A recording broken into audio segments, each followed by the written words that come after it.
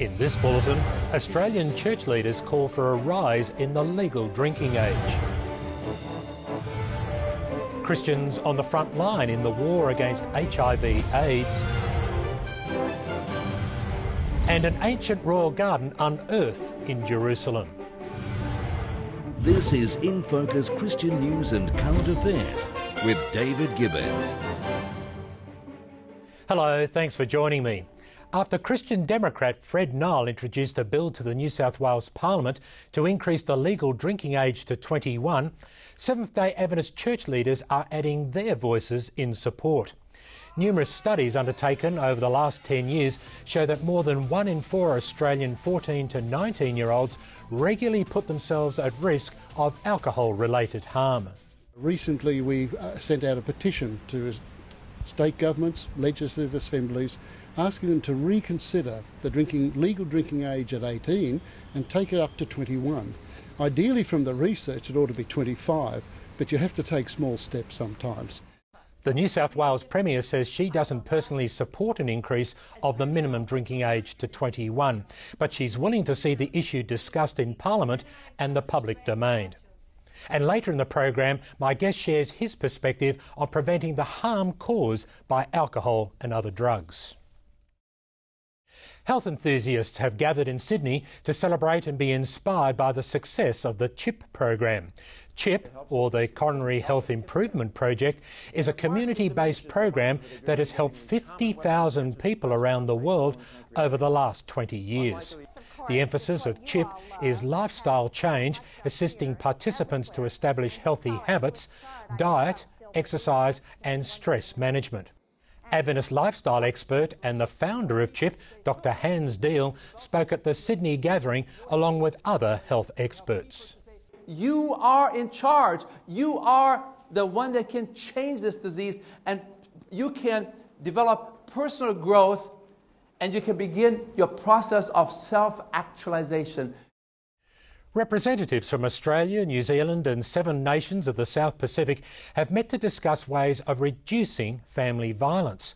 The Oceania region consultation of the International Anglican Family Network was held near Wellington in New Zealand.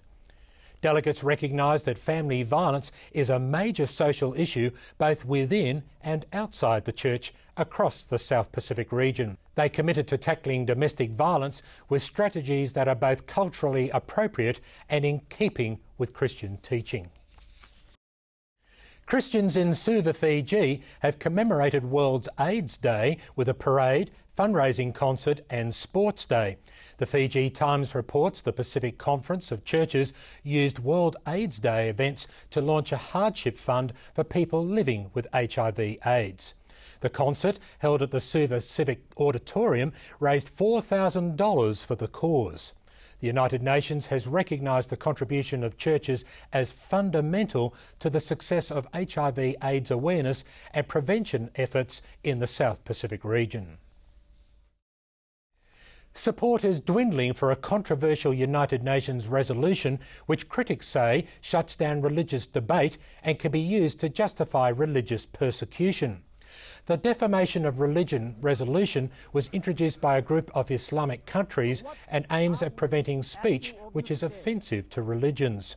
The non-binding resolution has been passed in UN General Assembly votes every year since 1999, with some suggesting it should be strengthened to a binding international treaty. But the number of countries voting against the resolution is slowly rising. The Adventist-sponsored International Religious Liberty Association is pushing for the UN General Assembly to reject the resolution this year.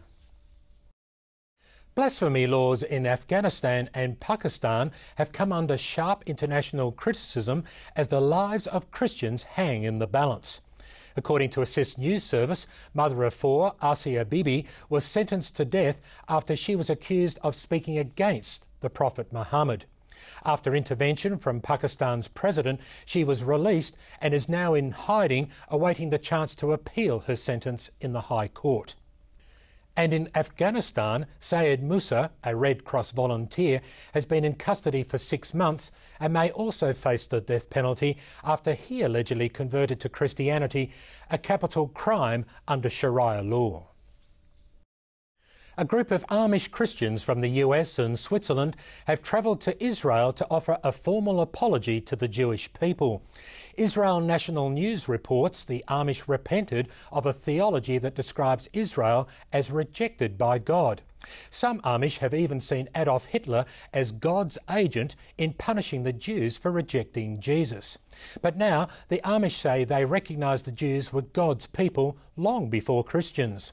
The Amish also committed to speak out strongly in favour of Israel.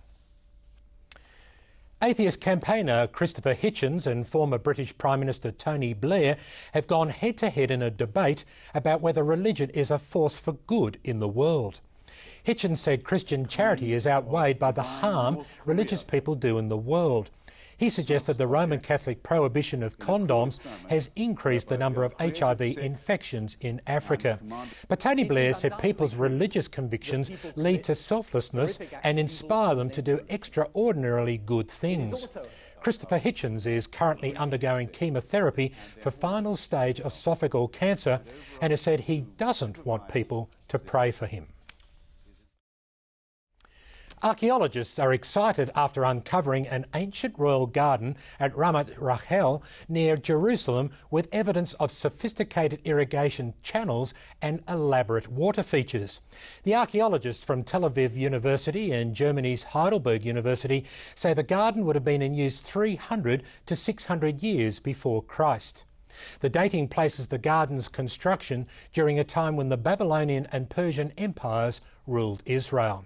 Ramat Rachel is the traditional site of Rachel's tomb and is believed by some to be mentioned by the prophet Jeremiah under the name of Beth HaKarem.